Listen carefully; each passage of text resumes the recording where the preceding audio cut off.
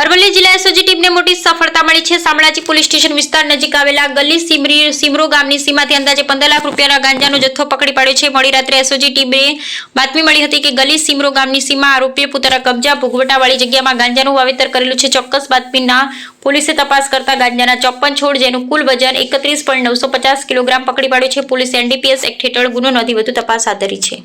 રાજ્ય સરકારની નાર્કોટિક્સ અને ડ્રગ્સ વિરુદ્ધની જે કામગીરી કરવાની સૂચના છે એ સંદર્ભે અરવલ્લી જિલ્લામાં પણ એસઓજીની ટીમ લાગેલી છે અને ગઈકાલે બાતમીના આધારે મોડી રાત્રે કુલ 31 કિલો ગાંજો શામળાજી વિસ્તારનો ગલી સિમરો ગામ છે ત્યાંથી એના જે વરંડા છે વરંડાના એરિયામાંથી જ અમે કબજે કરેલો છે જેની કિંમત ટોટલ 15,97,000 છે। એક આરોપી રામાભાઈ વજાત જે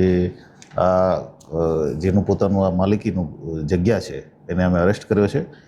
આનો ઉપયોગ શું કરવાનો હતો, બિયારણ ક્યાંથી લાવેલો એ બાબતે અમે આગળની કાર્યવાહી તપાસમાં કરી રહ્યા છીએ। સાહેબ જાતે વાવતા હતા કોઈ એમના સલાહ કીધી હતી તપાસમાં? અત્યાર સુધી જે વિગત મળી છે એ મુજબ એણે આ જે છે ગાંજાનું વાવેતર પોતે જાતે કરેલું, પણ બિયારણ તો ક્યાંકથી લાવ્યા જ હશે અને આટલો મોટો જથ્થો છે એટલે કન્ઝ્યુમર માટે પણ અમે ઇન્વેસ્ટિગેશનમાં ડિટેલ લઈશું।